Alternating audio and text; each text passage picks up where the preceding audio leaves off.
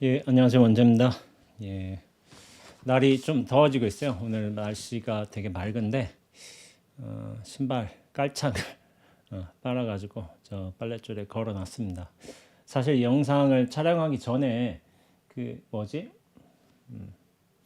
긴팔 티셔츠를 입고 있었는데 안에 너무 더워가지고 지금 반팔로 다시 갈아입고 나서 영상 촬영을 하고 있습니다.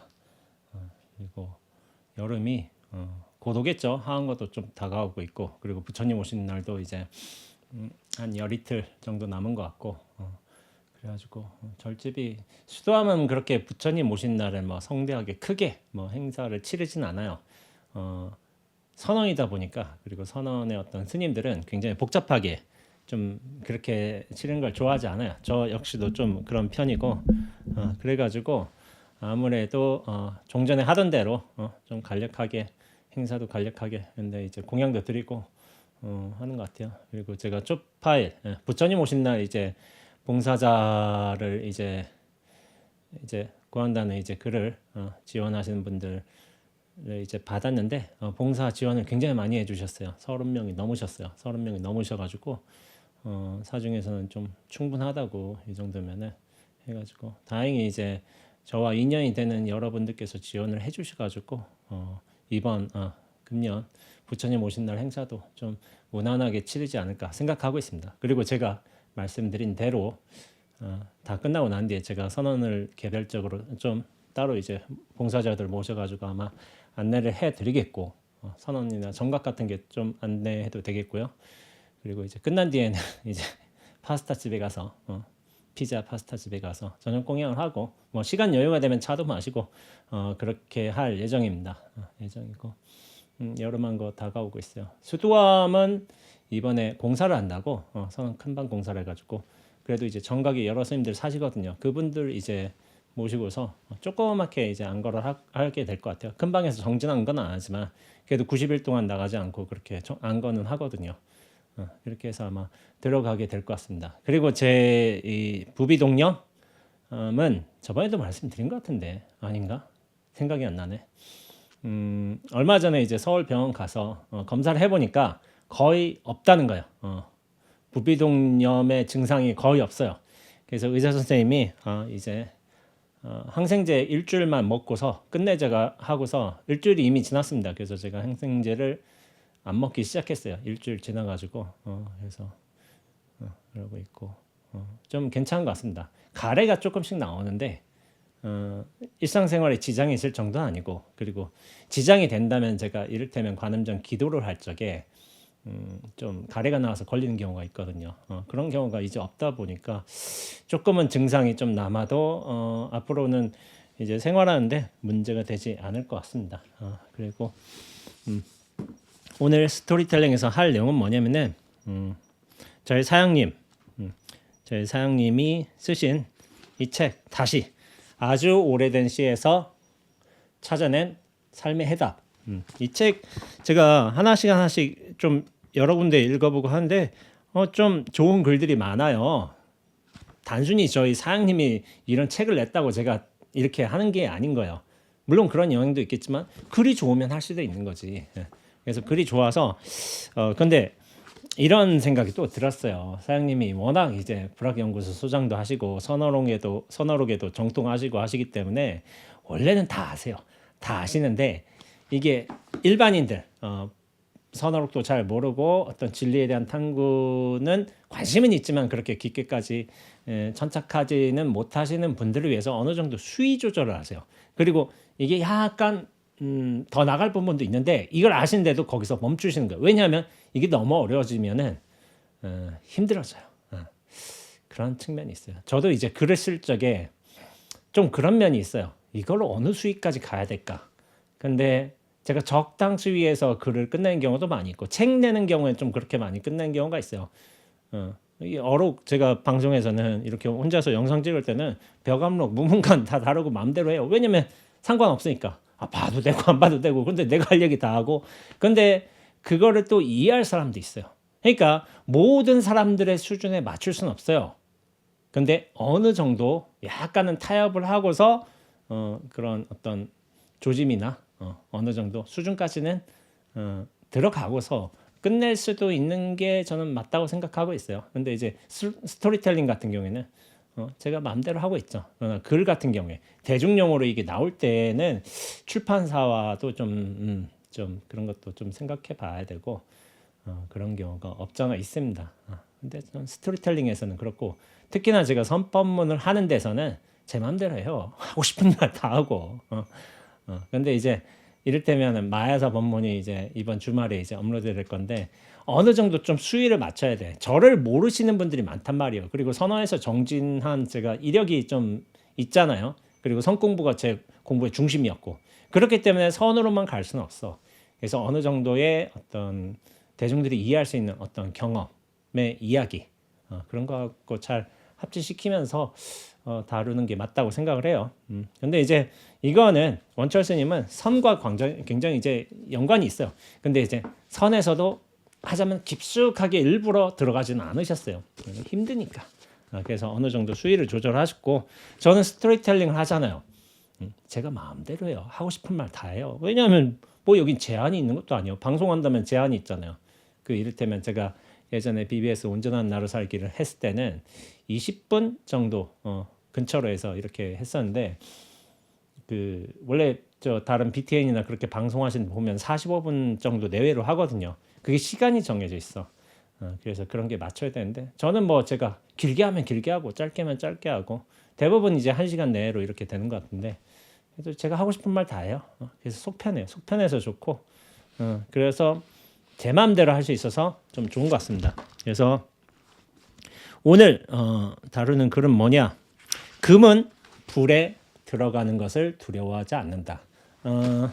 이 글이 있어요. 이 글이 참 좋을 것 같아가지고 여러 가지 좀 제가 또 달아봤어요. 나중에 해보면서 이거 쇼츠 만들면 좋겠다 이런 생각도 나요. 그래가지고 한번 들어보시면서 한번 이야기를 진행해 보도록 하겠습니다. 금불 바금이요 수불 세수라. 금으로서 금을 바꿀 필요가 없고 물은 물로서 씻을 필요가 없다. 그렇죠? 금으로서 금을 바꾼다. 금은 그램이 중요하죠. 뭐 돈도 중요하고 굳이 뭐 모양새는 다르지만 바꿀 필요 없죠. 물은 물로서 씻을 필요가 없다. 물을 물로 어떻게 씻어요?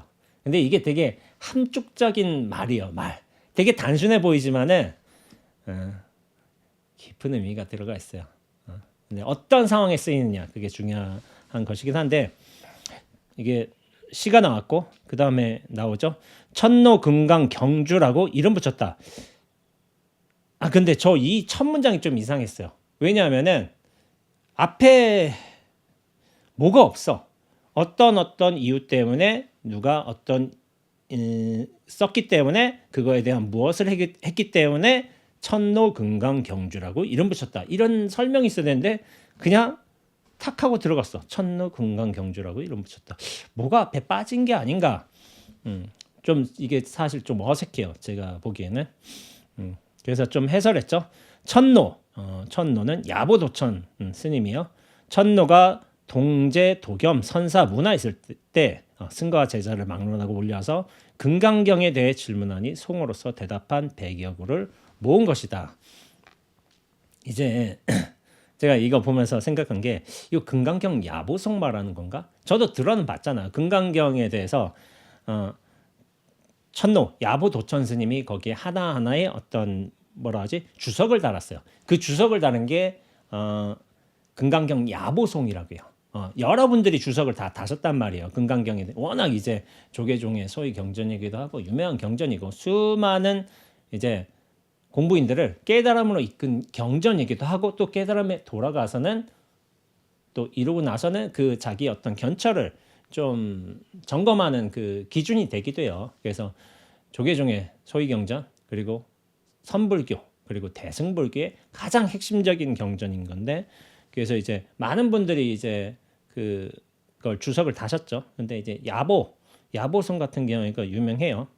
근데 저는 야보성을 앞으로 한번 다뤄볼까 생각을 해서 사실은 읽어봤는데 일본을 먼저 읽어봤어요. 법회인연분에 대해서 읽어봤는데 제 기준상 제가 다룰 수도 있고 안 다룰 수도 있지만 제 기준상 이거는 너무 복잡하다 그런 생각이 들었어요. 그래서 저는 아마 다루지 않을 겁니다. 금강경 야보승 같은 경우. 근데 아마 다른 스님들이 좀 있을 거예요. 뭐 법사님들도 계시고 그런 분들 거를 한번 들어봐도 좋겠고 저는 하지는 않을 겁니다. 근데 이제 간략하게나마 여기서 몇 가지 좀 소개를 해볼게요.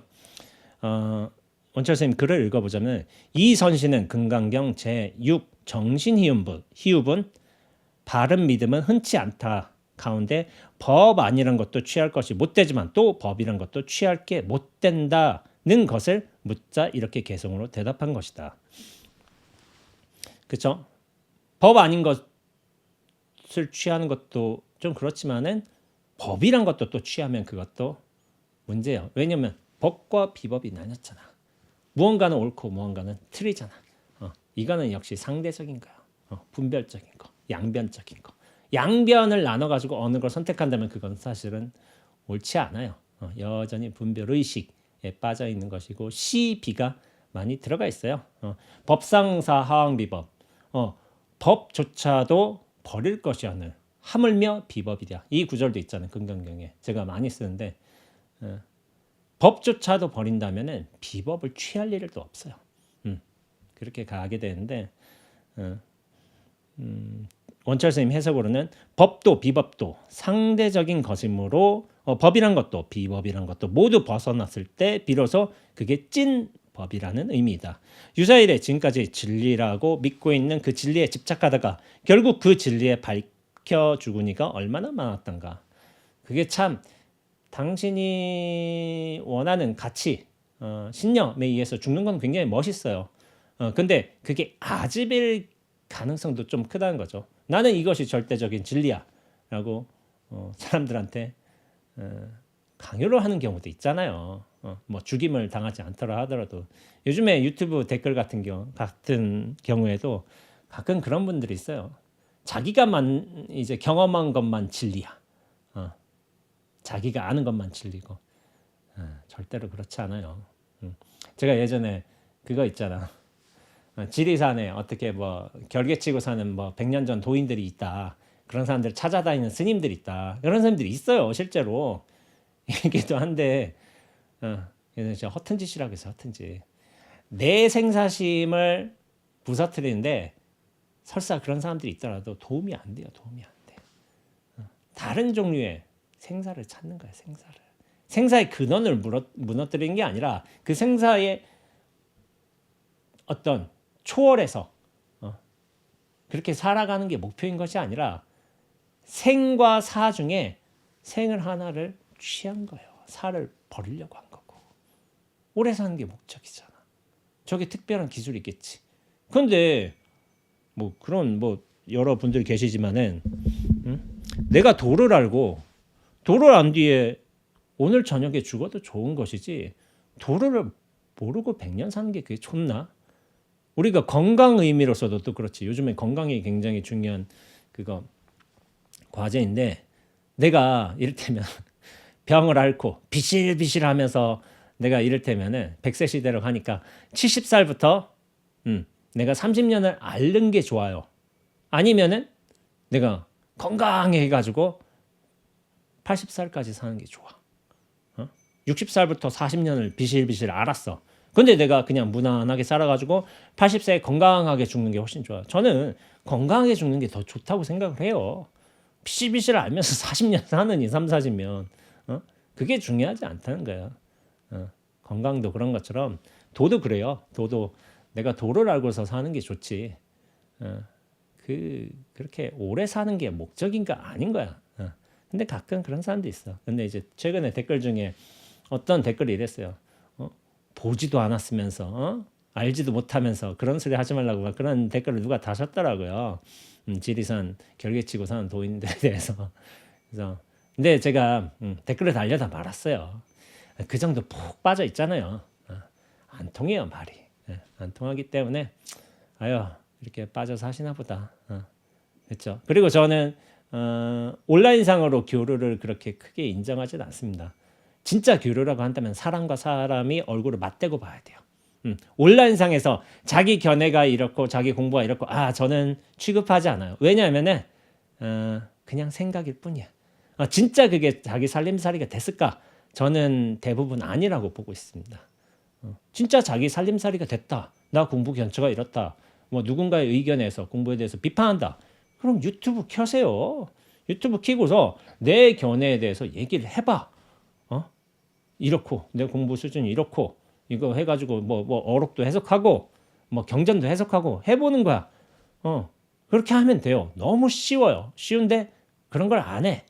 남의 블로그 가서 남의 어떤 유튜브 채널 가서 자기 의견만 피력하고 반대하고 이렇게 하다가 끝나는 키보드 선사들이 많아. 키보드 선사들이 키보드 선사 선 공부인들 그런 사람들이 많아요. 그런 공부는 공부 아니요. 그러면 자기 공부 견쳐 내나 보던지 못 내놔요 절대로.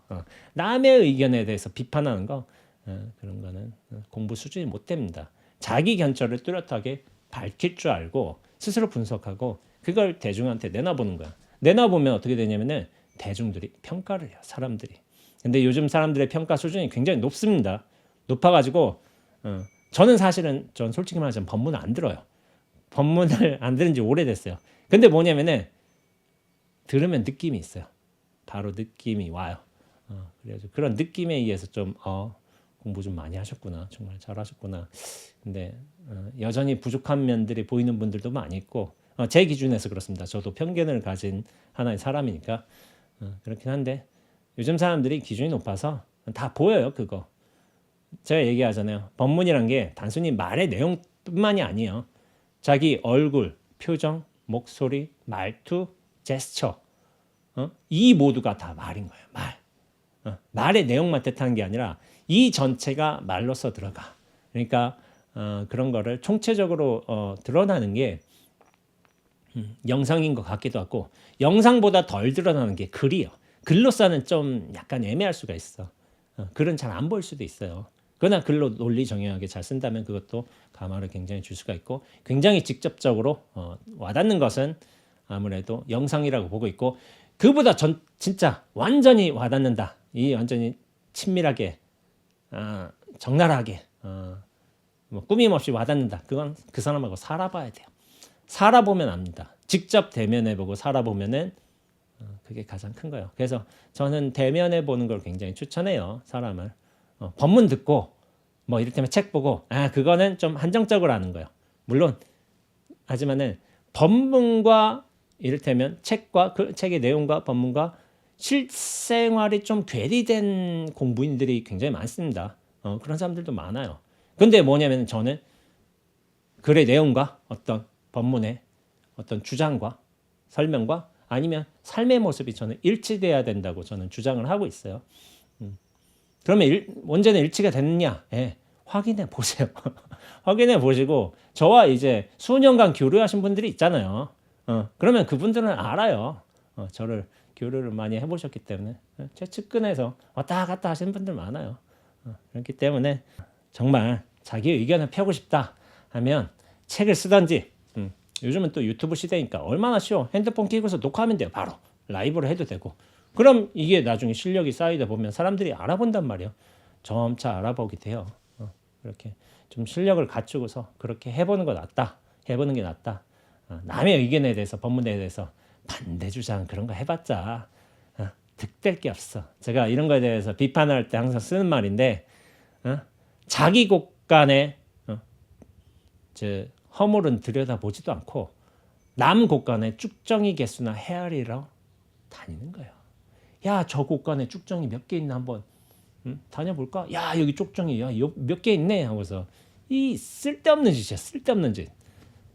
자기 곳간이 얼마나 풍성한지 알아야 돼. 근데 저기 저거 말 잘못했다. 저거 잘못된 해석했다. 그래서 그 쭉정이만 어떻게 골라내려고 하는 거야. 자기가 쭉정이. 근데 그 사람이 얼마나 이제 튼실한 살림을 가지고 있는지 그걸 보려기보다 쭉정이만 골라내려는 거. 이게 되게 용렬한 짓이에요. 그래서 저는 몇 번 이 말을 쓴 적이 있어요. 실제 사람에게도 쓴 적이 있어요. 그런 짓을 하는 사람들한테 좀 몇 번이 반복된다면 제가 한두 번 가지고 그러지는 않습니다. 그런 것이 계속 반복이 된다면 얼마나 용렬한 짓을 하고 있는지 스스로 돌이켜 보시라고 이런 식으로 해서 좀 자극을 드리기도 해요. 그래서 야보송 좀 말이 길었는데 뭐 제 마음대로 하는 거니까 뭐야 벌써 20분 지났어. 야보송 같은 경우에는 이 법회 정신희우분에 관해서 이런 거를 좀 설명을 하셨는데 제가 좀 인상적인 게 있어가지고 근데 이거 너무 많아. 1페이지도 안 갔는데 20분 됐어요. 지금 1페이지 절반도 안 갔어. 이거 미치겠네. 안 되는데 그럼 2시간짜리 가버리는데 여기서 뭐가 있냐면은 금불박금 수불세수 여기 거기에 나오는 말이요. 그래서 여기서 이제 제목이라고 하면 첫 개송으로 쓰신 거죠. 금으로 금을 사지 못하고 물로 물을 씻지 못한다. 여기서는 산다고 했네요. 바꿀 필요가 없고 산다. 비슷하죠. 그러면서 야보 스님께서 이렇게 주석을 다셨는데 득수 반지 미족기 현에 살수 장부와 나뭇가지에 매달리는 것 기이한 일 아니니 벼랑에 매달린 손을 놓아야 대장부라 하리. 그렇죠? 벼랑 끝에 매달려 있어. 뭐 장대 끝에 올라가 있다. 백작관 장대 끝에 올라가 있다 해도 되고 나무 끝에 매달려 있어.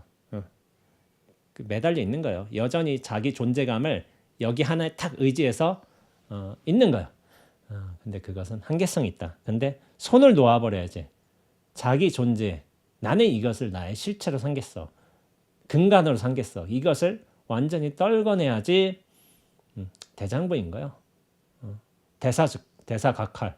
크게 죽어야 도리어 살아나는 법인데 자기 존재의 실체성을 딱 떨궈내야 한다는 뜻이에요. 실체성 딱 떨궈낸다 하면 죽느냐? 죽죠. 아상이 죽죠. 나에 대한 잘못된 견해, 생각, 집착 이것이 죽죠. 그럼 무엇이 살아나느냐? 아상에서 상이 죽는 거예요. 아는 살아나요. 아는. 상을 떨궈낸 아가 살아나는 거예요. 아가. 그러면은 인연에 따라 상응하는 나인 거예요. 이런 인연에 따라 어떤 역할도 하고 저런 인연에 따라 저런 인물도 하고 수많은 도처의 인연법에 따라서 스스로가 살아나는 거예요. 그게 대장부예요. 대장부. 수한 야냉 어남력 유득공선 채월귀라 이렇게 하는데 물은 차고 밤은 싸늘한데 고기를 찾기 어려우니 빈배에 달빛만 씻고 돌아오네. 이거는 제가 저번에 예전에 글에서도 썼었지만은 이렇게 야보 스님 같은 경우도 그 시대에 어떤 다른 스님들, 그 시대 앞선 시대 다른 스님들이 남기셨던 개성들을 다 알고 계세요.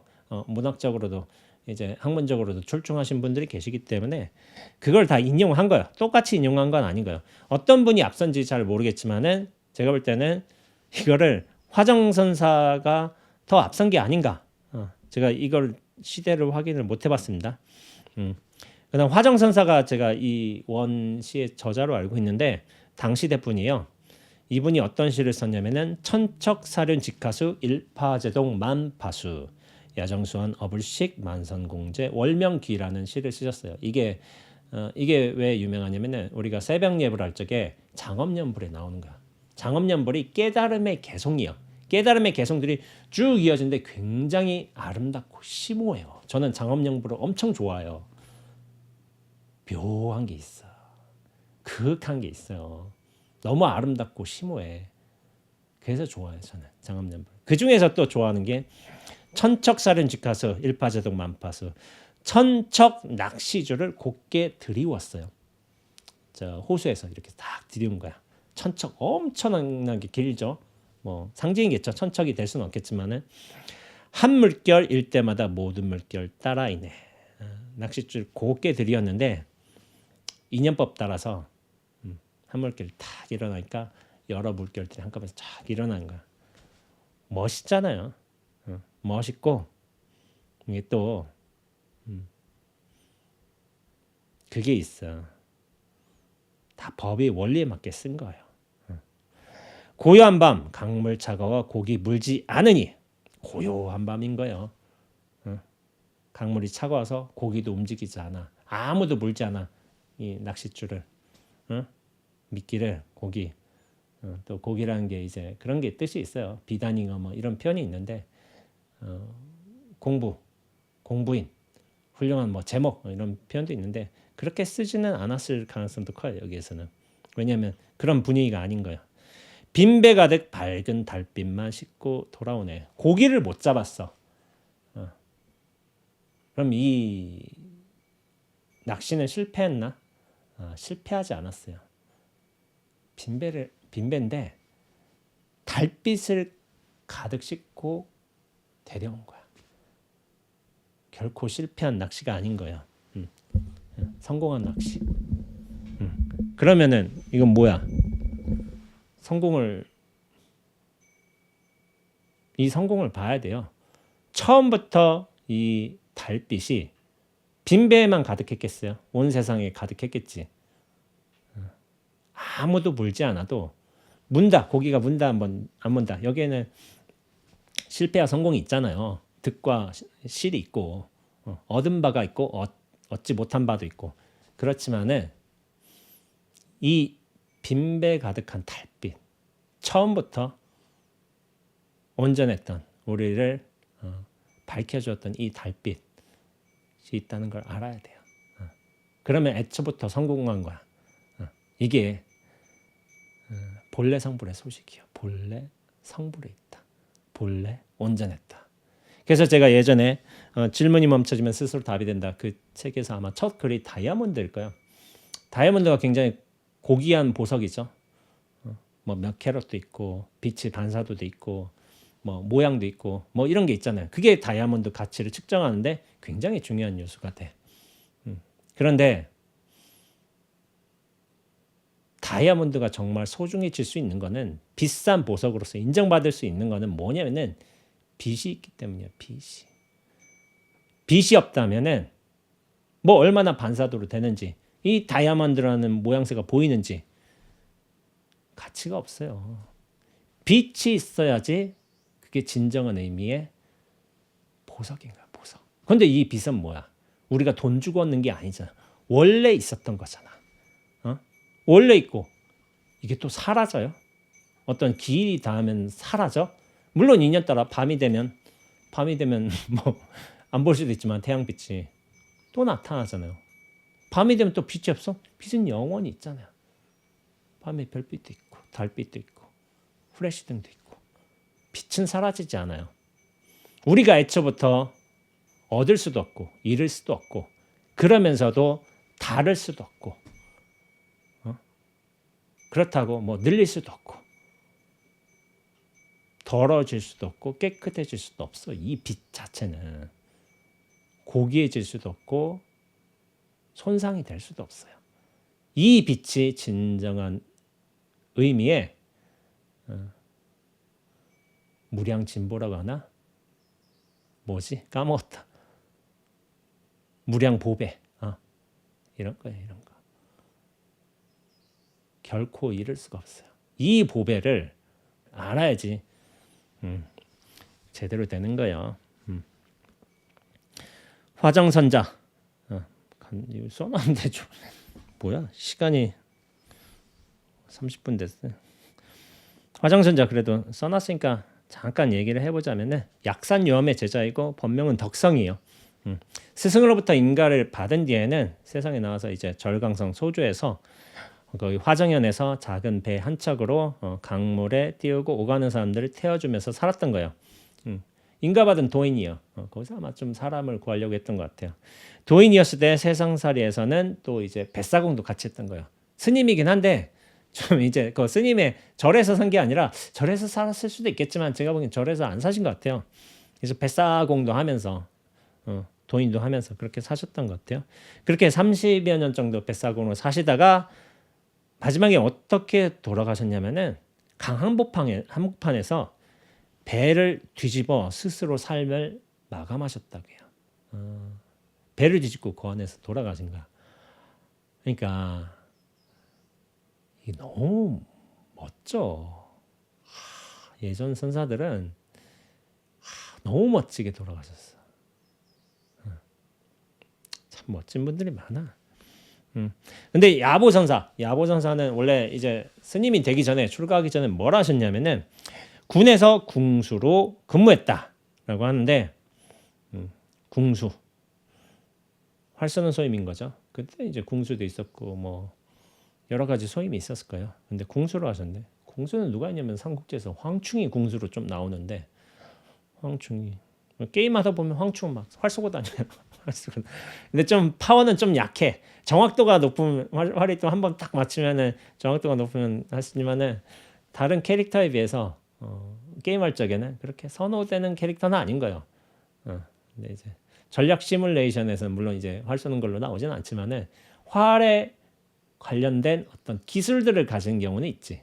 황충 같은 경우는요, 연노병이라든지 뭐 그런 기술들을 가지고 있어요. 그래서 그거를 자기 진에서 써먹을 수 있어요. 제가 게임을 좋아하기 때문에 그런 걸 좀 알아요.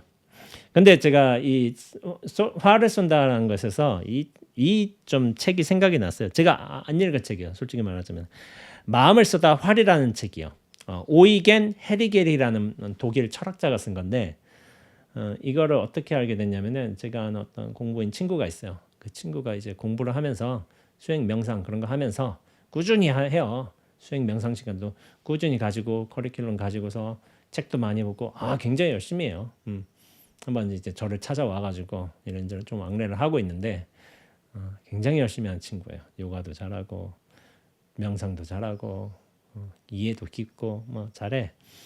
근데 이제 이게 이 분이 활 쏘는 법으로 이제 도를 배운 거예요. 활 쏘기를 통해서 책의 어떤 출판사의 그 소개해 보자면은 활 쏘기를 통해 선을 실천한 독일의 철학자 오이겐 헤리겔과 일본 활 쏘기의 명인 아와 겐조가 나눈 일상에서 비범함에 이르는 깨달음에 대한 깨달음의 대화. 그렇죠? 이 철학자는 처음부터 이제 동양의 신비주의에 굉장히 관심을 가지고 있었어요. 그래서 선사상을 되게 흠모했어요. 그런데 본인은 이제 독일의 신칸타파 철학자인 거야. 그 오이겐 헤리겔 교수가 일본 궁도의 어떤 명인인 아와 겐조로부터 6년간 활쏘기를 배웠는가 봐요. 그러면서 거기서 선사상을 체득한 거예요. 활쏘기라는 과정을 통해서. 그 과정에서 일종의 해탈도 경험했어요. 경계를 체험한 거죠. 해탈을 했다라는 뜻보다는 저는 해탈을 경험했다, 경계를 치러냈다 이게 맞는 것 같아요. 책을 안 봤어요. 책을 안 봤지만은 그럴 수 있어요, 충분히. 독일로 돌아가 당시의 이야기를 책으로 펴낸 거예요. 근데 제가 이게 원본이 1948년이라고 제가 그렇게 쓰인 것 같은데 맞나? 그러니까 굉장히 오래전이죠. 지금부터 70년 전에 나온 거예요. 70몇 년 전에. 굉장히 오래전에 나왔는데 서구의 이성주의적 관점에서는 궁도를 이해한다면은 내가 그 10점짜리에 맞추는 게 목표인 거예요. 그거잖아. 내가 높은 점수를 따는 게 궁도를 이해하는 하나의 방식이잖아요. 근데 뭐냐면은 스승 아와겐조는 이런 기술적인 거, 결과에 대해서 얘기하잖아요. 근데 활쏘기가 하나의 기술, 결과를 만들어내는 것보다는 하나의 기회가 되어야 하며 활과 화살은 모두 그것들과 독립해 있는 어떤 것을 얻기 위한 수단, 기회, 진리를 얻기 위한 하나의 수단일 뿐이며 목표 자체가 아니라 목표를 달성하기 위한 도정이고 마지막에 결정적인 도약을 위한 보조물이라고 이야기한다는 거예요. 출판사 서평에서. 서양의 관점에서는 10점 무조건 때려 박는 게 최고지. 근데 이 스승 아와겐조는 아니란 거예요. 다른 것을 얻기 위한 하나의 도구, 과정이라는 거예요. 여기서 철학을 배운 거야. 선을 배운 거야. 호흡도 배우고, 집중도 배우고, 실패도 배우고, 그러면서 자연스러움도 체득하겠고. 그렇죠? 기술을 배운 게 아니죠. 활쏘기를 통해서 하나의 수행을 한 거예요. 제가 책을 읽어보지는 않았지만은 그러면서 자기 어떤 본성을 발견하는 계기가 분명히 이루어졌을 거예요. 이게 뭐잖아. 해탈을 경험했다고 하지만 경계를 치러냈거든요. 그럼 왜 됐느냐? 철학가니까 되는 거예요. 애초부터 나에 대한 관심이 많았어. 그리고 동양 철학에 굉장히 관심이 많으셨잖아요. 심사상 동양의 어떤 신비하고 선사상 관심 많았기 때문에 애초부터 거기에 핀트가 맞아져 있어요. 그렇기 때문에 되는 거예요. 수행 안 해도 돼요. 수행도 이 좌선도, 절도, 연불도, 윗바사나도 다 이 본성, 우리의 본래 면목을 확인하기 위해서 우리가 취하고 있는 하나의 과정이고 도구인 거예요. 도구, 방법론. 그런데 오래 하면 이건 또 좋지가 않아. 수행에 매몰된다니까. 수행에. 제가 늘상 비유를 하잖아요. 비유를 하는데 우리가 쌀을 씻는 건 뭐냐면은 쌀을 씻고 쌀을 재배하고 그전에는 밭도 논도 딱 하고 물도 넣고 묘목도 넣고 이제 하고 다 재배하고서 나중에 쌀을 얻고는 수확한 다음에 씻잖아요. 씻고서 이제 먹는 게 사실은 최종의 목적인 거예요. 쌀을 먹어봐야지. 쌀을 먹고서 내가 배불러야지. 그게 쌀 키우는 모든 과정의 끝인 거예요. 최종의 의미고. 근데 수행을 오래 한다는 건 뭐냐면은 그거를 안 하는 거예요. 야, 내가 이렇게 쌀 키우기 위한 이렇게 토양을 이렇게 잘 만들어 놨어. 야, 이 토양 봐봐. 거기에만 집중하는 것이고, 야, 내가 이렇게 쌀을 볕단에 이렇게 내가 아름답게 정말 이제 정렬해 놨어. 이런 거 하는 것이고, 쌀 씻어서 먹어야 되잖아. 먹어야 되는데, 야, 내가 이렇게 쌀 씻기를 잘해. 이렇게 뽀얀 물이 나오잖아. 이걸 내가 지금 5번째, 10번째 하고 있는데 이게 얼마나 아름다운 거니. 그렇게 돼버린다니까. 최종의 목적은 쌀을 쪄서 먹는 거예요. 근데 이게 오래되면은 또 자기 인연이 없고 그렇게 된다면은 그 과정에만 충실하게 돼요. 근데 제가 요즘에 느끼는 게 우리 도반들도 그렇고 선배님들도 그렇고 그 과정에 좀 빠져버리신 분들이 계세요. 너무 오래됐어. 이거 결코 이 공부 10년 넘게 갈 일 아닙니다. 제가 볼 적에는 10년 지나면은 내가 이 공부 탁 시작한다. 여기서 딱 결론을 맺는다.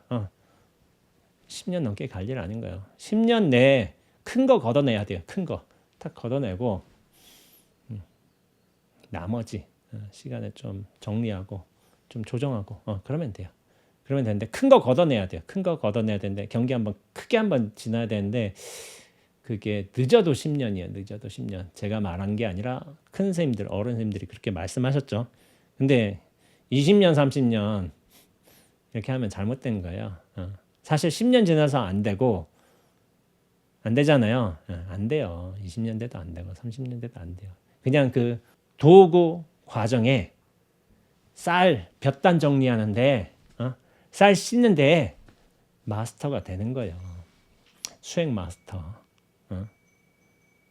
수행을 마스터하는 것뿐이지 그거는 깨달은 마스터 아니에요.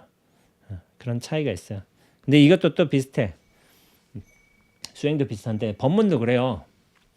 법문 너무 오래 듣지 마세요. 법문 오래 듣는 분들 많이 있는데 저는 그렇게 장려를 하진 않아요. 법문이 부족해서 깨닫지 못하는 게 아닌 거예요. 법문은 좀 필요한 때가 있어. 초반에. 우리도 이제 출가해서 초반에 법문을 많이 들었는데 큰 선생님 법문들. 근데 큰 선생님은 자세하게 설명 안 해줘요. 큰 선생님들은 넌지시 툭 던져놔. 그리고 숙제거리를 자기가 알아서 해와야 돼. 그런 큰 선생님 법문이야. 근데 요즘에는 굉장히 상세하게 설명해주고 있죠. 저도 굉장히 상세하게 설명해주고 있는 거예요. 그런데도 별로 이제 그 상세하게 설명해줘도 괜찮은 게 못 알아듣더라고요. 못 알아듣는구나. 이걸 이렇게 다 말해도 못 알아듣는 게 지금의 어떤 사람들의 어떤 마음의 열림 상태구나. 다 말했는데도 못 알아들어. 그래서 이게 가능하구나. 계속 말해도 상관없겠구나 이런 생각이 들기도 해.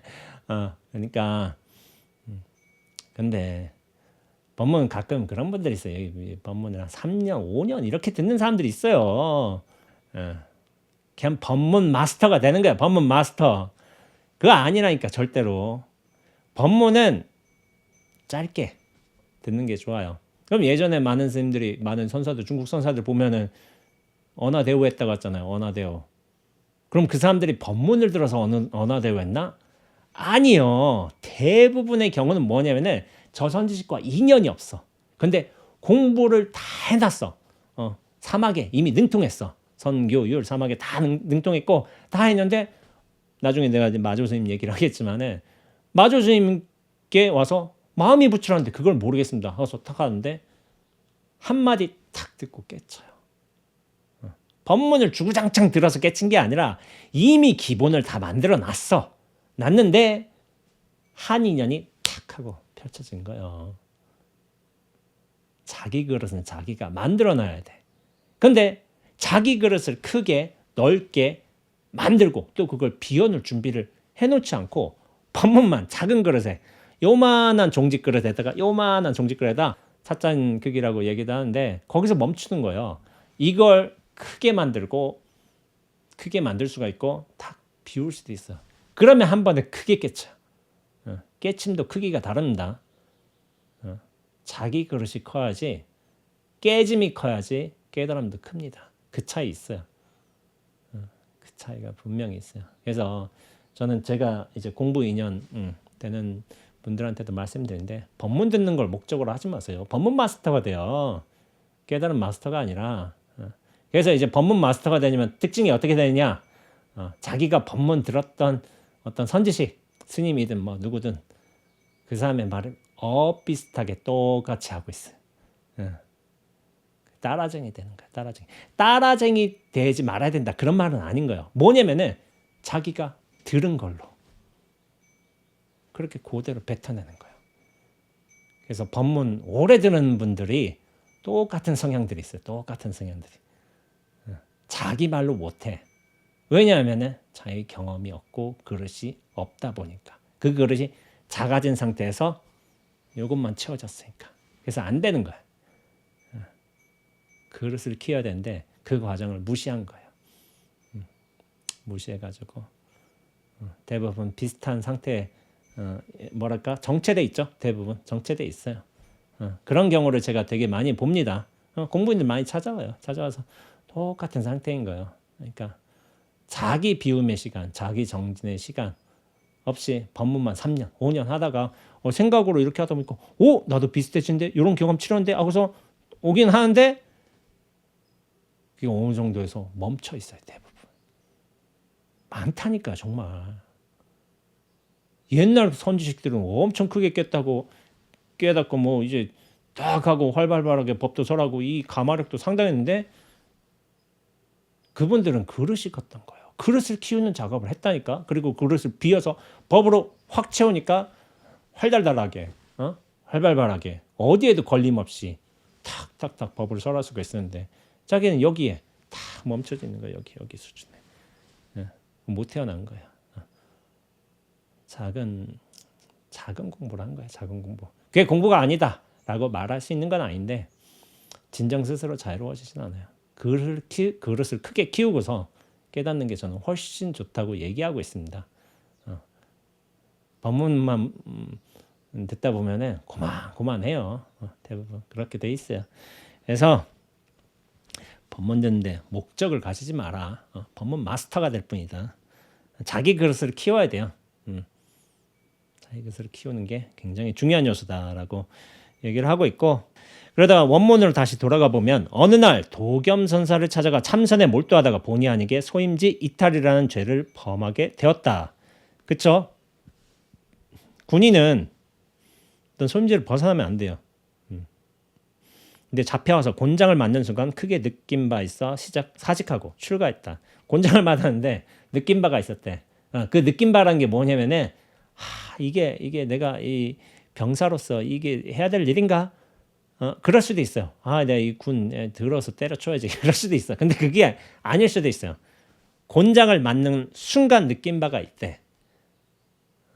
촉감으로 뭐가 들어왔을 수도 있어요. 촉감으로. 촉감의 인연이라니까. 우리가 있잖아.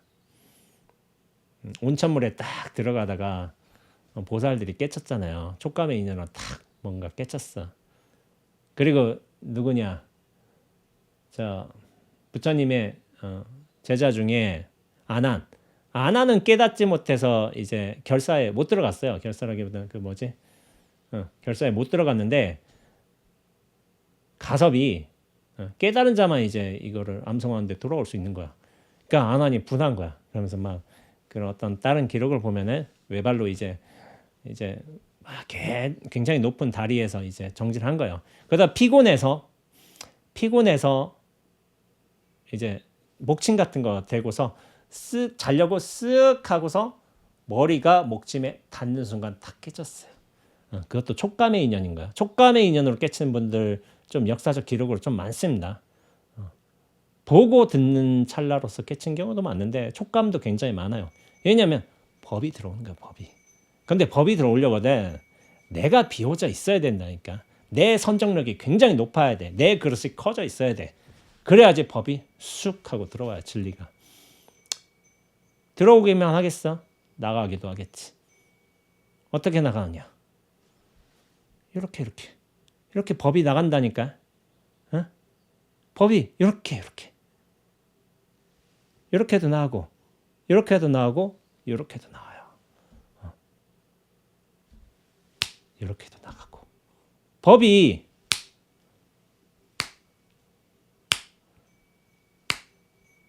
이렇게 분명하게 나간다니까. 그걸 스스로 알아야 돼요. 알아야 돼. 이게 설명이 아니라니까요. 원리도 아니야. 이 명징함인 거야. 명징함. 근데 소리가 있어야 명징하느냐? 그것도 아니에요. 이것도 명징함이에요. 명징함. 그러면 이 모양이 있어야 명징함이냐? 그것도 아니라니까.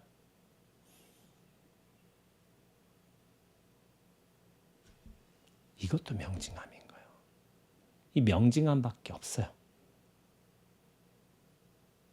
근데 사람들한테 인연을 심어 주려다 보니까 이렇게도 하고 이렇게도 하고 이렇게도 하고 이렇게도 하는 거예요. 그렇게 하는 거야. 사람마다 인연법을 쓰는 거죠. 그래서 도겸선사가 맞는 순간 사직하고 출가했죠. 속명은 적삼이다. 적삼이죠. 적은 북방 유목민을 얕잡아 부르는 말이다. 즉 유목민 같은 놈이라는 의미일 수도 있겠다. 본관이 곤산, 곤륜산맥이니 유목민의 후예일 것이다. 유목민의 사람이죠. 중국이 워낙 사람들이 많아서 소수민족들도 많이 들어가 있죠. 근데 아마 한족이 제일 중심이 될 거예요. 그리고 유목민이나 남방 사람들은 좀 무시할 거고 그런 경우가 있겠고. 근데 이제 남방 사람을 또 무시한 경우가 있어요. 남방에서 저 시골 촌뜨기 저 브랑베 이렇게 무시한 경우가 있어요. 그게 어디에 있어요? 어디에? 오랑캐. 남방의 오랑캐다. 너는 되게 유명한 경전에 나와요. 육조단경에 나오죠. 해능 스님이 원래 이제 광동성에서 태어나셨어요. 그래서 아버지를 잃고 또 이제 집안을 이렇게 세우려다 보니까 이렇게 세우긴 그렇고 근근히 먹고 살아야 되잖아요. 그러니까 뗄나무에서 생계를 꾸려 나가다가 저기 어디 주막증 가니까 선비가 다 금강경에 다 구절을 읽고 있는데 응무수주 이생기심이요라고 이제 응당 마땅히 머무는 바 없이 그 마음이 난다라는 구절을 탁 듣고서 뭔가 깨우친 바가 있었어. 확 깨졌어. 깨져가지고 선비한테 딱 가서 물어본 거지. 그게 뭡니까 하니까 금강경이라고 하는 건데 야 황매연에 이제 홍인대사가 늘 독성하라고 이렇게 수자들한테 공부인들한테 이렇게 알려줬다는 거예요. 그러니까 글을 모르잖아요. 그러니까 어디서 홍인대사를 뵐 수 있습니까? 그러니까 황매연 이렇게 가서 황매연의 오주사로 달려간 거죠. 그래서 바로 출가를 해요. 그래서 이제 원래 나무꾼이잖아. 나무꾼 출신인데 출가한다고 이렇게 왔어. 그러니까 홍인대사 물어본 거지. 어디 사는 누구인가? 이렇게 하니까 영남에서 온 이제 나무꾼입니다. 이렇게 얘기를 하니까 그대는 무슨 일로 왔는가 하니까 오직 부처가 되기 위해 왔습니다. 하니까 홍인대사가 이렇게 좀 검 모양새가 좀 남루하잖아요. 그리고 좀 무식쟁이 좀 티도 날 거고. 그러니까 그대는 남방 출신 오랑캐여서 불성 여건을 어떻게 부처가 되려고 하는가라고 이렇게 물어본 거예요. 그러니까 이게 홍인대사가 그럴 수도 있어. 제 생각이지만은 홍인대사가 그냥 법을 걸려고 그렇게 말했을 수도 있지만은 홍인대사도 그 시대의 인물인 거예요. 그 시대의 편견과 상황과 사고 그런 것에 물들었을 수도 있어요. 선사라고 물들지 않는다. 아닌 거예요. 선사도 깨달음을 얻은 분도 그 시대적 영향력에서 벗어날 수가 없는 거예요. 당연히. 그런 게 있어요. 이렇게 저런 생각을 했다. 무슨 잘못된 정권을 옹호했다. 그래서 저 사람이 깨달음이 없다. 그런 식으로 생각해서 안 된다니까. 그 시대 정황과 어울릴 수도 있고 벗어날 수도 있어요. 그런 분들이 있어요. 저 예전에도 얘기했지만은 저 대스님 같은 경우는 이제 저 금나라하고 싸우자고 이렇게 북벌하자고 그렇게 전쟁하자고 했어요. 근데 깨달은 분이 어떻게 전쟁을 하느냐? 전쟁을 주장하느냐? 살생을 저렇게 얘기하느냐? 아니에요. 그 시대 정황과 이렇게 맞는 분들이 있어요. 거기에 대해서 주장을 펼 수도 있고 그거에 대해서 깨달음을 어떤 평가해서는 안 돼요. 그러니까 실제로 홍인 스님께서 법을 거신다고 일부러 그렇게 오랑캐라고 무시하셨을 수도 있고 일부러. 근데 한번 시험해 본다고 그런 게 아니라 그냥 무시했을 수도 있어. 그래서 야 네가 남방에 그 오랑캐 그 잡배무리들이 사는 곳인데 네가 뭐 불교 공부해서 깨닫겠어? 이런 식으로 했을 수도 있어요. 그러니까 여기서 그러니까 이렇게 말하니까 옆에서 다른 스님들이 또 이제 같이 비웃는 거야. 야 남방 중에 뭐 공부한 사람이 있겠나? 하고서 이렇게 하니까 이제 육조 스님이 사람에게는 남북이 있을지 모르나 불성에는 남북이 없습니다 하고서 탁 한번 정리해 버리는 거지. 사람에는 남북이 있어요. 사람의 편견과 위치와 그런 데는 상황에는.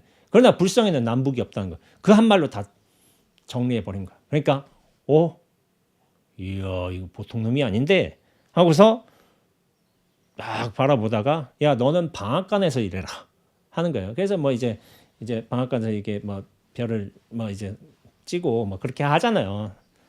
그렇게 하는데 거기서 이제 8개월 정도 보냈다고 해요. 방앗간에서 일하라고. 뭐 그 후에 일하가 뭐 이제 뭐 누구한테 법을 주겠으니 개송을 갖다 바쳐라 그런 것도 있지만은 그런 건 생략하고 방앗간이 왜 방앗간에서 일한다고 했을까? 실제 방앗간에서 일했을 수도 있지만 이건 약간 저는 상징적인 의미가 더 크다고 생각을 해요. 뭐냐면은 방앗간이 뭐냐면은 쌀을 수확을 했는데 이제 쌀을 얻기 위한 이제 마지막 작업이기도 하고 거기서 쭉정이들도 골라내는 거예요. 진품은 이미 진품의 근원은 얻었어. 쌀이란 거 이제 벼로 통해서 얻었어. 근데 껍데기만 발라내고 또 쭉정이 걷어내면 돼. 이미 다 얻은 거예요. 마지막 작업을 하는 거예요. 보림을 하는 거예요. 보림. 이미 불성은 상당 부분 얻었어. 근데 거기서 쭉정이 골라내는 작업을 상징적으로 깨달음으로써 수행 과정으로서 이렇게 드러낸 거예요. 이 뭐 육주단경이 실제 있는 일일 수도 있지만은 상당 부분 소설일 거예요. 소설. 없는 일을 좀 이렇게 좀 상황에 맞게끔 잘 이제 냈어요. 내가지고 그런 게 있었을 거야. 그래서 다음 읽어보자면은 도겸 스님은 도천이란 법명을 내리면서 천은 곧 삼이다. 열심히 수행하면 도가 시냇물처럼 늘어나 도천이 되겠지만 만약 게으름을 피우면 그대로 드러놓은 오랑캐 같은 적삼이 될 것이다라고 당부했다. 그렇죠? 수행을 열심히 해서 깨달음을 얻으란 거죠. 그러면 이제 도가 흐르겠다. 너의 수많은 법이 펼쳐지겠다. 그래서 도천 야보 스님이 열심히 수행하여 뒷날 야보산 안희성에 있는 야보산이네요. 실제선언 조실로 추대되었다. 송나라 임재종 승려였지만 생몰연대는 자세하지 않다. 하지만 남긴 개송은 선시의 금자탑이다. 또 선시 작자 가운데 최고봉이라고 하겠다. 그래서 앞서 얘기한 금불박금이요 수불세수라 금으로 금을 바꿀 필요가 없고 물은 물로써 씻을 필요가 없다. 이게 단순해 보이지만은 깊은 견처와 다지기 과정이 있었던 거예요. 뛰어난 시예요. 그러면서 또 본문을 읽어보자면은 중국 운남성 호두엽, 윈난이죠. 호두엽은 호랑이가 뛰어서 건널 수 있을 정도의 좁은 협곡이라는 뜻이라고요. 저 여기는 안 가봤어요. 윈난 가봤는데 호두엽을 트레킹 한번 하고 싶었는데 좀 일정이 안 돼가지고 제가 윈난에 이제 딸이하고 리장하고 이렇게 갔거든요. 다음에 한번 가야 되겠다 그런 생각을 했어요. 윗방마을을 제가 가기는 했고 윗방마을 되게 좋았어요. 그래서 호두엽 사이를 흐르는 강 이름은 금사강이다. 호두엽이란 이름이 남성적이라면 금사강은 여성적이라고 하겠다. 양과 음의 조화가 어우러진 중도의 이상적인 공간은 옛적에는 참하고도 마방들이 그리고 현재는 트레킹을 좋아하는 무리들의 길이 되었다. 여강 고성 시가지에 펄럭이는 민속 공연장의 광고 깃발은 여수 금사였다. 여수 맑은 물이 음이라면 금사는 금모래는 양이 된다. 상류의 금사는 음이 되었다가 하류의 금사는 양이 되었다. 이렇게 음과 양은 언제나 변할 수 있는 상대적인 것이다. 그렇다고 해서 상류의 금사와 하류의 금사가 다른 것도 아니다.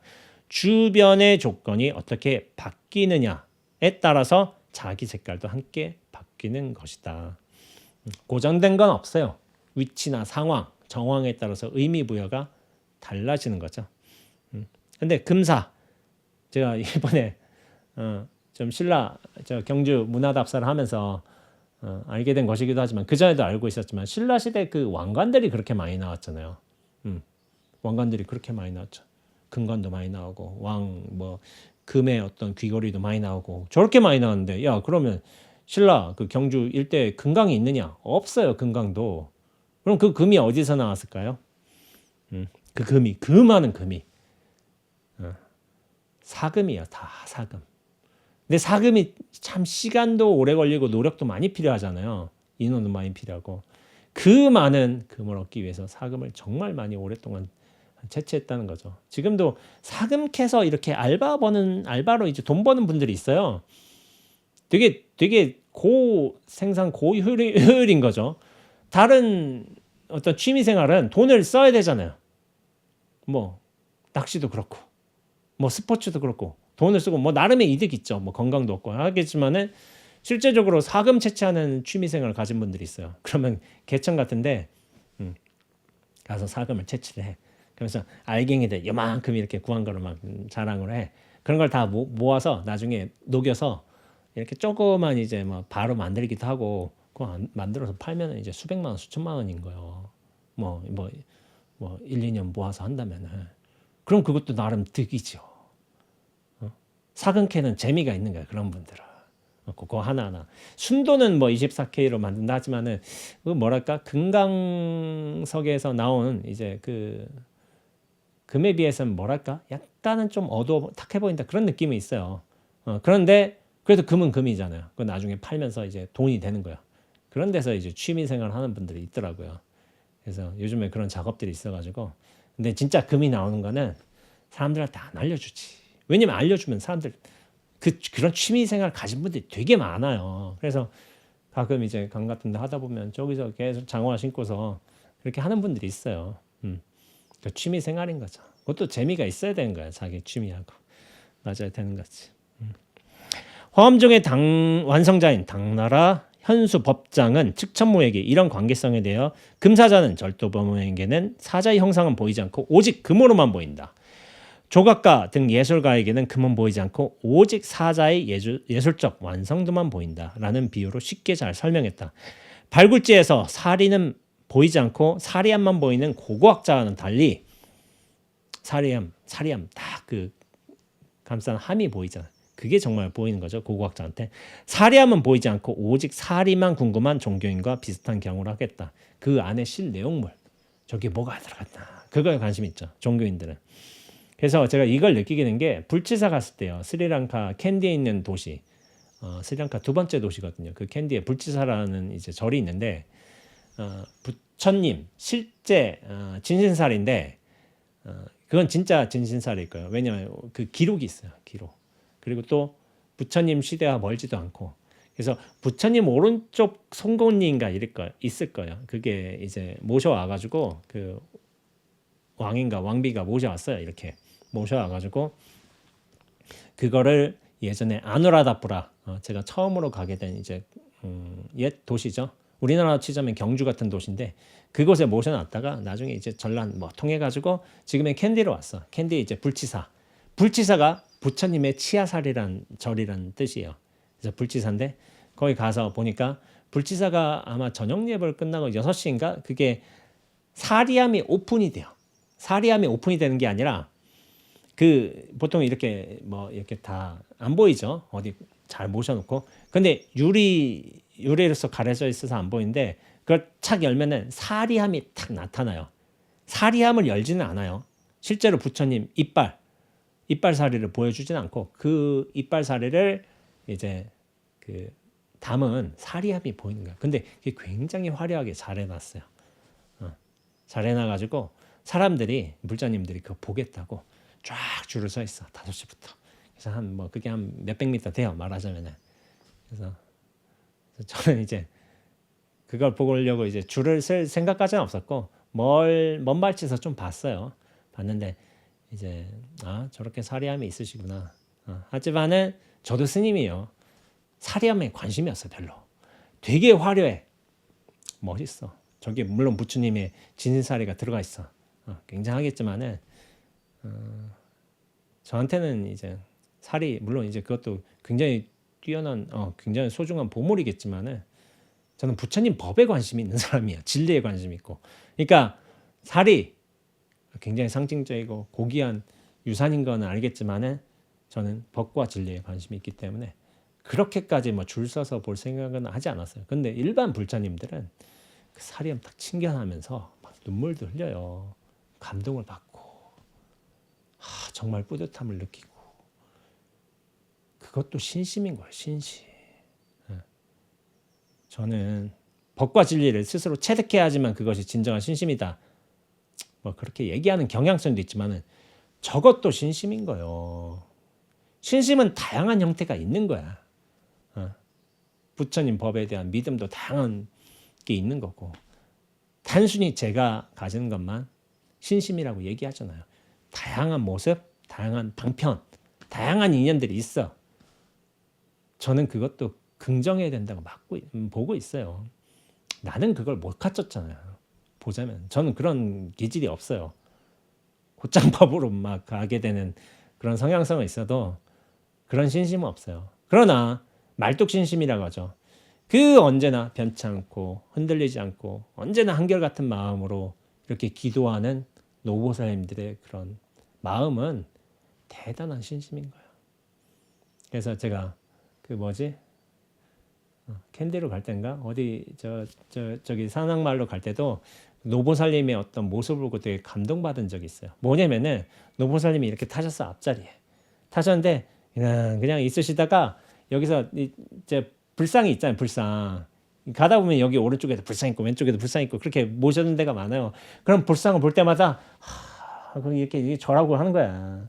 여기 또 가만히 있다가 또 저쪽에 불상 나타나면 이렇게 하고 절하고 있는 거야. 이렇게 내려서 절하는 건 아니지만 불상 볼 때마다 그렇게 절하신 거예요. 얼마나 멋있는데, 얼마나 고귀한데 그 모습이. 내가 그렇게 못한다고 해도 그런 분들은 대단한 신심을 가지신 거예요. 그래서 제가 좀 그 노보살님 보면서 좀 감동을 받았어요. 뒷자리에서 보면서 저렇게 절하고 계시구나. 참 불자님이시구나. 신심이 정말 깊으신 진정한 불자님이구나. 그런 생각을 했어요. 그런 적이 있어요. 자, 금은 자기를 고집하지 않는다. 금 거북도 되고 금 돼지도 되고 행운의 열쇠도 된다. 그럼에도 불구하고 사람들은 그런 형상을 통해서 금의 존재를 인지하게 된다. 그리고 금은 광산에서만 고치 상태로만 나타나는 것이 아니다. 물에서 사금으로 채취할 때는 고치라기보다는 액체에 가깝다고 하겠다. 못 쓰는 컴퓨터 등 제품에서 금을 추출하기도 한다. 금강이 따로 있는 것이 아니라 금이 나오는 곳은 모두 금강이라고 하겠다. 유튜브에 제가 예전에 본 영상 중에 되게 재밌는 영상이 있어요. 도시광산이라는 사업, 도시에서 금을 캐다라는 이제 제목의 영상이 있어요. 까레라이스 TV에서 나왔는데 거기서 도시광산 그러니까 어디 산에 가서 어떤 뭐 광산에 가서 이제 보통 산에 있죠. 산에 있는 어떤 데서 광산에서 돌을 캐서 이제 금을 얻는 게 아니라 도시에서 광산을 한다는 거야. 그게 뭐냐면은 컴퓨터 어떤 CPU나 어떤 기판 같은 거 있잖아요. 아니면 통신 장비라든지 서버 장비 그런 데에 다 금이 일정 부분 다 들어가 있어요. 그래서 그걸 매입하는 거야. 싸게. 이미 오래 지난 기판들을 못 쓰는 것들은 다 싸게 매입할 수가 있잖아요. 근데 개인한테서 매입은 안 하는 것 같더라고요. 보통 이제 회사나 단체에서 매입해야지 뭐 100개, 200개씩 매입할 수 있으니까. 한 명이서 해가지고 뭐 그거 거래하기도 그렇고 양도 그렇고. 그래서 그렇게 해가지고 하는데 거기에서 이제 금을 추출하는 거예요. 그러면은 어떻게 보면 야 금을 추출해서 이거 해가지고 하는데 이게 수익률이 되게 높아요. 이게 들어가는 자원에 대한 어떤 가격 대비 얻는 수익이 되게 많은 거야. 그럼 이게 또 쉽느냐? 쉽지도 않아요. 이게 왜 안 쉽냐면은 어느 기판이, 어느 부품이, 어느 통신 장비가 금을 얼마나 함유하고 있고 얼마나 들어가 있고 어디 부분에 몇 퍼센트가 들어가 있는지 그 정보를 알기가 쉽지가 않은 거예요. 왜냐면 이 정보를 아는 사람들은 절대로 이걸 안 알려줘요. 왜냐면 내가 그게 금을 얻는 내 살림인데 누구나 그걸 할 수 있어. 누구나 통신 장비 받아들여서 이렇게 할 수 있어. 근데 금처럼 보이는데 또 금이 아닌 것도 많이 있어요. 또 통신 장비의 어떤 부품마다 시리얼 뭐 어떤 종류마다 또 금의 함유량이 달라. 그걸 아는 게 쉽지가 않은 거야. 그래서 누구나한테 그 길은 열려 있지만은 실제로 거기서 많이 착오를 한다는 거예요. 또 잘못 알려주기도 하고. 그러면 거기서 이를테면 내가 사실은 여기서 금을 굉장히 뭐 몇 그램을 채취할 수 있는데 말하자면은 그걸 잘못 알고서 되게 싸게 넘긴다든지. 그럼 손해보는 거지. 그런 경우도 있죠. 그러니까 그 정보를 아는 게 굉장히 중요한 요소라서 오픈되어 있지만 이 사업은 되게 하기는 쉽지가 않다. 이런 말씀을 하시더라고요. 그 도시 금강을 하시는 분께서. 근데 수익은 좋대요. 수익은 좋은데 그렇다고 그거 쉽게 알려주겠어요. 안 알려주지. 그래서 여러분들하고 좀 연대해가지고 그렇게 도시 금강 사업을 하고 있다고 하더라고요. 야, 그래서 야 이것도 참 재미난 일이다. 그런 생각을 했죠. 석두이천 선사는 진금포를 지향했다. 진짜 금을 파는 어떤 전당포인 거죠. 하지만 금괴만을 취급하는 명품 가게는 별로 손님이 없었다. 순일무잡한 고고한 성품은 본래 대중적일 수 없는 일이다. 근본주의로 선종의 원칙을 제시하는 것으로 만족했다. 반면 마조도일 선사는 자파포를 표방했다. 순금뿐만 아니라 금박, 금가루, 심지어 도금용 가짜 금까지 팔았다. 그래서 늘 사람이 끊어지지 않았다. 많은 방편이 함께했기 때문이다. 뒷날 마조의 제자들이 중국 선종계의 주류가 된다 해가지고 마조 도일 스님에 대해서 지금 알아보지는 않아가지고 나중에 한번 좀 다뤄볼 생각이에요. 마조 도일 스님에 대해서 마조 어록을 제가 한번 다뤄볼 적에 그러니까 여러 방편법들을 많이 쓰셨는가 봐요. 방편법을 많이 쓴다는 것은 뭐냐면 저는 오히려 역량이 좋은 걸로 보고 있어요. 사람마다 다른 이념법들이 있잖아. 그에 맞는 방편법을 탁 제시해주면서 깨달음을 얻게 해준다면 사실 그 스승이 뛰어난 사람인 거야.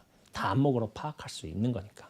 근데 뭐냐면은 여기 스님께서 말씀하셨다시피 순금만 딱 이 원리 원칙만 딱 한 게 아니라 수많은 방편법을 좀 제때 좀 이제 해주신 건데 그게 좀 대단한 역량이신 거예요. 선사들의 역량. 마조 스님에 관해서.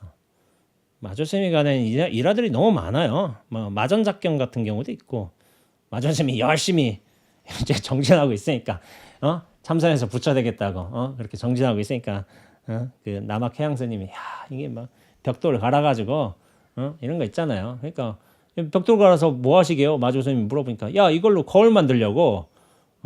그러니까 아니 벽돌 갈아서 그게 겨울이 됩니까? 야 그럼 참선한다고 해서 부처 되냐? 이런 말을 하신 거예요. 그러니까 여기서 그럼 어떻게 되겠습니까? 뭐 말이 가지 않으면 수레를 치느냐 말을 치느냐 뭐 이렇게 해가지고 다 깨달으셨어요. 깨달으셨는데 많은 공부인들이 이제 참선한다고 부처 되는 게 아니다. 그런 말씀을 하세요. 여기에 대해서 방편에 맹몰되면 안 된다.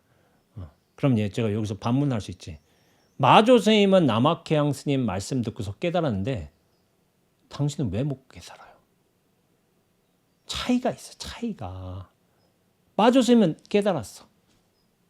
근데 그 법문을 무수히 듣고서 알고 있는 우리는 못 깨달아. 왜 그런 차이가 일어날까? 마조 스님 정말 열심히 수행하셨어요. 모범승으로 그렇게 신실한 납자로 그렇게 소문이 나신 분이야. 열심히 정진하고 언제든 막 그 기본을 놓치지 않았어요. 스승이 때를 본 거야. 때를. 그 기본 바탕이 마련된 때를 본 거야. 툭 던지니까 탁 하고 벌어진 거지. 기본이 갖춰진 사람이 그 기본의 밑바탕 작업들을 다 해놓은 사람이 법문의 상황에서 깨친 거야. 깨친 거. 그 기본이 안 돼 있다. 백날 해도 못 알아들어요. 선어록에 이렇게 마조선이 깨쳤다. 얘기 나오죠. 그런데 다른 선사들도 많이 있어요. 깨쳤다 이런 거 나오는데 안 깨친 경우가 대부분이에요. 999가지는 못 깨쳤고 한 가지 경우가 깨친 거야. 그러면 그 한 가지는 그냥 단순히 1%냐? 아니에요. 이 사람은 준비를 해놨어. 이미 다 해놨어. 그러니까 기연이 탁 왔을 적에 깨달은 거야. 그릇을 충분히 키워놨고 그릇을 비워놨어. 그러다 법문이냐? 듣고 깨친 거지. 준비된 사람은 이미 100%예요. 99%예요. 이 사람은. 근데 나머지 99%의 사람들은 그냥 1% 아니면 0%인 거예요. 사람마다 다른 거예요. 준비를 해놔야 돼요. 준비를 안 해놓은 사람한테는 백날 법을 설해봤자 못 알아듣습니다. 근데 준비를 해놓은 사람은 한 번이면 돼요. 오래 안 가요. 그게 중요한 거지. 그리고 마조도일 선사가 또 유명한 게 뭐냐면은 방거사를 좀 깨치게 한 인연이 있죠. 방거사가 제가 예전에 소개했지만은 만법과 더불어 짝하지 않는 이 누구입니까? 이런 질문을 하니까 원래 석두이천 선사한테 갔었는데 석두이천 선사가 그 당시에 이제 두 명이 이제 큰 선지식인 거예요. 석두이천, 마조도일 이렇게 있었는데 석두이천 선사가 이렇게 뭐지 입을 툭 이렇게 막았나? 만법과 더불어 짝하지 않느니 누구입니까? 라고 방거사가 물으니까 툭툭 먹은 거야. 그러니까 거기서 이제 좀 어느 정도 깨쳤어요. 그러다가 또 공부를 해가지고 했어. 마조 스님한테 또 찾아갔어. 마조 스님한테 찾아갔는데 마조 스님한테 똑같은 질문을 한 거예요. 만법과 더불어 짝하지 않느니 누구입니까? 하니까 그대가 서강수를 단숨에 마시고 오면 일러주겠다. 이렇게 대답을 한 거예요. 그러니까 여기서 화련히 깨쳤어요. 화련히. 마조 스님 인연에. 왜 깨쳤느냐? 제가 얘기하지만 내용을 따라가면 안 돼요.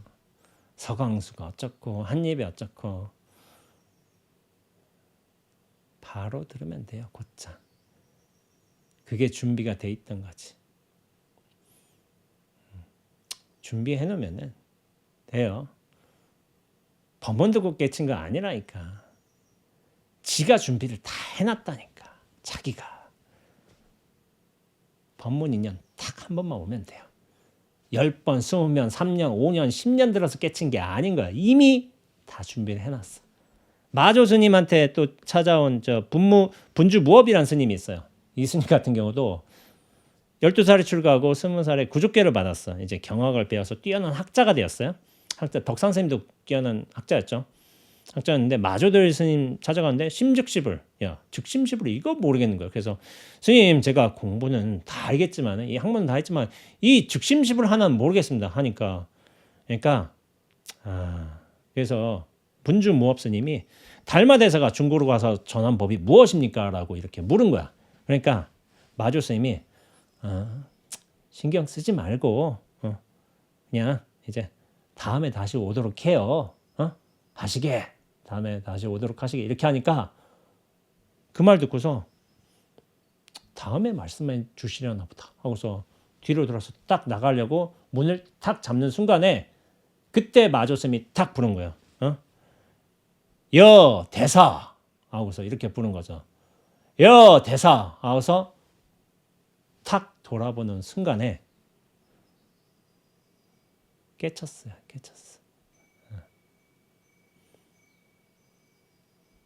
저 사람 왜 깨쳤느냐? 여 대사 이거밖에 없잖아. 곧장 들었기도 하고 여 대사 또한 탁 해서 곧장 보았기도 해요. 마조스님 봤으니까. 곧장에 쑥 들어간 거예요. 곧장에. 뭐 내용을 듣고 깨친 게 아니라니까. 법문 듣고. 다 준비해놨어요. 이분 분주무업 스님도. 이런 제자들이 무수하게 많습니다. 마조스님 휘하에. 그러니까 대가문을 이룬 거예요. 방판법도 하시고 그만큼 명성도 크셨고 이렇게 하고 마조스님 또 유명한 제자가 뭐 백장회, 남전보원, 서당지장, 다나천연, 대주해 뭐 이런 제자들 손제자까지 합치면 되게 많은 이제 막 도인들이 나오게 된 거예요. 또 마조스님 뭐 달마대사 그거 중에 뭐 천하를 답사람 망하지 한 마리가 나올 것이니 뭐 그런 예언이 있었어요. 또 예언 또 자세는 까먹었는데 그런 게 있었어. 그러니까 마조쌤이 참 대단한 어르신이었던 것 같아요. 방법도 잘 쓰시고. 그래서 제가 마조야합이라는 제가 공안도 이제 예전에 소개한 적이 있죠. 여기서 다시 얘기하진 않겠어요. 마조야합이라는 공안도 한번 제 스토리텔링 채널에서 마조야합 딱 검색해 보면은 제가 그거에 관해서 이야기를 했을 겁니다. 그것도 한번 들어보세요. 이 공안은 좀 쉽지가 않아요. 다른 공안하고 좀 달라요. 다르기 때문에 요거를 제가 물어보는 경우가 종종 있어요. 마조야합 말해보라고. 뭘 깨쳤냐고. 이렇게 콧빛 들었는데 나중에 이제 백장쌤이 깨쳤다고 드디어. 뭘 깨쳤냐고. 그럼 물어보는 경우도 있어요. 근데 대부분 말을 못합니다. 헛소리예요. 헛소리. 어디서 들은 소리 하면 안 돼요. 관련이 없어요. 관련이 없는데 어설프게 아는 분들이 대부분이에요. 그래서 말로도 할 수 있어야 돼요. 다 이유가 있어요. 근데 확 벗어나면 진짜 벗어나면 이게 다 보여요. 보이게 돼 있어요. 그런 걸 해야지 딴소리 하라고 그런 공안을 만든 게 아닌 거예요.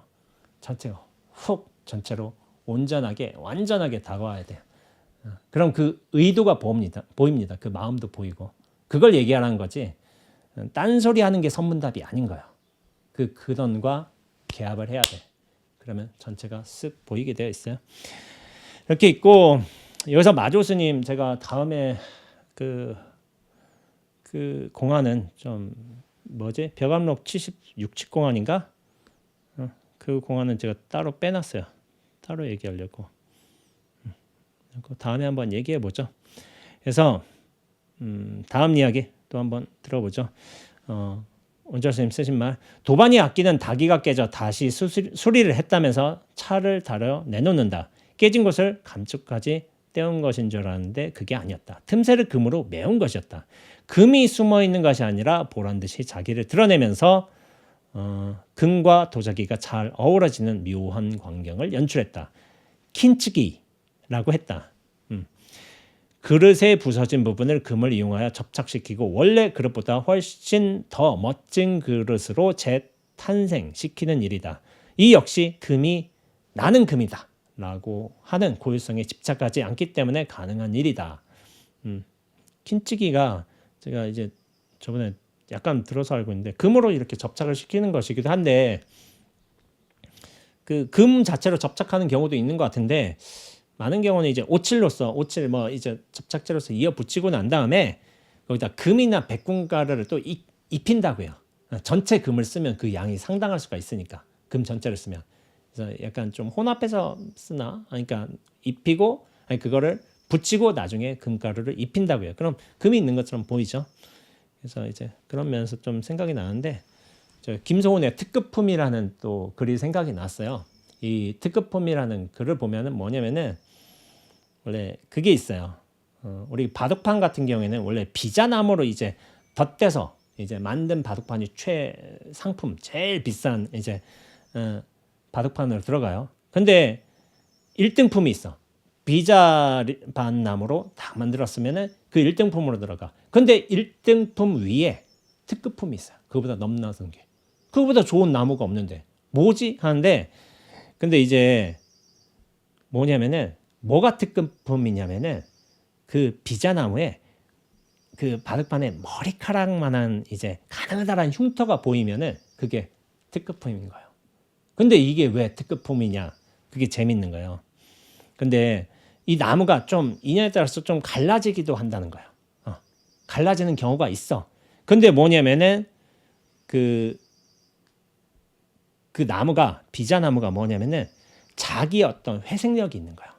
이렇게 잘 감싸고서 1년, 2년, 3년 한다면은 어느 순간 보면 그 상처 났던 바둑판이 제 상처를 잘 이제 스스로 아물어서 고쳐서 나중에 유착하고서 잘 다듬어지고 나서 나중에 미세한 균열이 머리카락처럼 남게 되는데 그게 오히려 그런 자국이 있을수록 특급품으로 비싸게 팔린다는 거예요.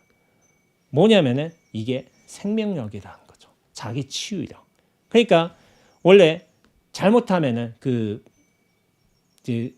깨진 게, 부서진 게, 갈라진 게 아물지 않으면 목침 따위로 쓰일 수밖에 없어요. 왜냐면 하품으로 들어가니까. 근데 뭐냐면 자기 스스로 치유를 해서 생명을 유지하게 하면서 다시 살아난다면 그 치명적인 시련을 견뎌낸다면은 그래서 그 머리카락 같은 자국을 남긴다면 오히려 한 급 탁 올라가서 특급품이 돼버린다는 거예요. 보통의 바둑판이 한 2천만 원 정도 비싼 게 2천만 원쯤 한다면 그것은 그런 자국이 있으면 머리카락 2,400만 원, 500만 원. 그 당시에 뭐 김소훈이라는 분께서 작자께서 특급품이라는 글을 쓰셨을 적에 그게 된다는 거야. 그러니까 여기에도 철학이 들어가 있는 거예요.